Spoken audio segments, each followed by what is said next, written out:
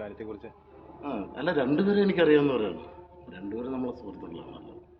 അപ്പോൾ അങ്ങനെ പറയുമ്പോൾ നമുക്ക് മാനസികമായിട്ട് ഭയങ്കര വിഷമമായി. നമുക്ക് ഒരുപാട് പേര് നമ്മളെ വിളിച്ച് ചോദിക്കും എന്താണ് സത്യാവസ്ഥ. അപ്പം നമുക്ക് അറിയാതെ നമ്മളൊന്നും പറയാനും പാടില്ലല്ലോ.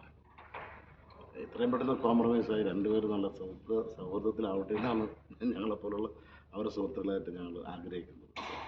ഓൾറെഡി കേസൊക്കെ പോയി എന്നാണ് ഇപ്പോൾ അറിയുന്നത്. അതെ അതെ. അപ്പം എല്ലാം നമുക്കൊരു എല്ലാവർക്കും അവരെക്കാളും ടെൻഷനാണ് നമുക്ക് കാര്യം നമ്മളെ സുഹൃത്തുക്കളാണ് രണ്ടുപേരും.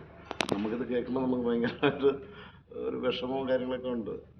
എത്രയും പെട്ടെന്ന് മാറണമെന്ന് നിങ്ങളിവിടെ അതിനെക്കുറിച്ച് എനിക്കറിയില്ല. ദൈവത്തിനാണ് എനിക്കറിഞ്ഞൂടാ. ചേട്ടാ, ഈ സ്റ്റാർ മാജിക് ഫോട്ടോയുടെ അറിഞ്ഞൂടാത്താനാണ് ഞാൻ ഈ സ്റ്റാർ മാജിക്കിന്റെ ഫ്ലോറിൽ വെച്ചിട്ടാണ് ഇത് സംഭവിച്ചിരുന്നത്. ഷൂട്ടിന്. അല്ല, ഈ ബാക്കിയുള്ളവർ ആരെങ്കിലും ഇതിനെക്കുറിച്ച് സംസാരിച്ചിരുന്നോ? ഇല്ല, ഇതിനെപ്പറ്റി ആരും ഒന്ന് പറഞ്ഞു. ഈ പ്രശ്നം നടന്നപ്പോൾ ഇതിനെപ്പറ്റി അറിയുന്നതാണ് ഞാൻ.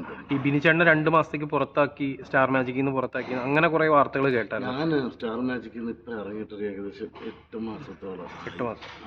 കുറേ നാളായി. ഞാൻ വേറെ ഷൂട്ടിംഗ് ആയതുകൊണ്ട് എനിക്ക് പോകാൻ പറ്റിയിട്ടില്ല. നമ്മളവിടെ ഉണ്ടായിരുന്നെങ്കിൽ നമുക്കറിയാൻ പറ്റുമായിരുന്നു ഇതിൻ്റെ അവസ്ഥയും കാര്യങ്ങളൊക്കെ. അതുകൊണ്ട് നമ്മുടെ സ്ഥലത്തില്ലാത്തതുകൊണ്ട്. അല്ലെ, ബാക്കി ആൾക്കാർ ഇങ്ങനെ വിളിക്കുന്നുണ്ടോ ഇങ്ങനെ സംഭവിച്ചു ചോദിച്ചിട്ട്? ഒരുപാട് പേര് വിളിച്ച് ചോദിക്കുന്നുണ്ട്. എനിക്ക് ഒന്നും അറിയാൻ പറ്റാത്തതുകൊണ്ട് നമുക്കൊന്നും മറുപടി പറയാൻ പറ്റുന്നില്ലല്ലോ. രണ്ടുപേരെയും നേരിട്ട് അറിയുന്നതാണ്? രണ്ടുപേരെ അറിയാം. പിന്നെ അടിമാലി നമ്മൾ കുറേ വർഷങ്ങൾക്ക് മുമ്പ് അറിയാം. പിന്നെ ജനീഷിനെ അല്ലാതെ കുറച്ച് നാളുകൊണ്ട് അറിയാം. നമ്മുടെ ഫോട്ടോസൊക്കെ ജനീഷ് എടുത്ത് രണ്ടുപേര്. ഇല്ല മോനെ, അതിനകത്തൊന്നുമില്ല. വല്ലപ്പോഴും ഒരു ഫോട്ടോ കൊടുക്കാറുണ്ട്. ചേട്ടൻ്റെ പുതിയ സിനിമ ഇപ്പം നമ്മുടെ ഇത് നാളെ റിലീസ്. പിന്നെ ഇപ്പം അക്രച്ചേട്ടൻ നായകനാവുന്ന 916 എന്ന് പറഞ്ഞ ഷൂട്ടിങ്. പിന്നെ വാഴ എന്ന് പറഞ്ഞൊരു മൂവി. ചേട്ടാ, അതേപോലെ നമ്മുടെ ഷോ പ്രൊഡ്യൂസർ അനൂപേട്ടൻ്റെ ഒരു പ്രതികരണം എങ്ങനെയാണ് ഈ ബിൻചേട്ടൻ്റെ ഈ വിഷയത്തിനെ പറ്റിയുള്ള? സത്യം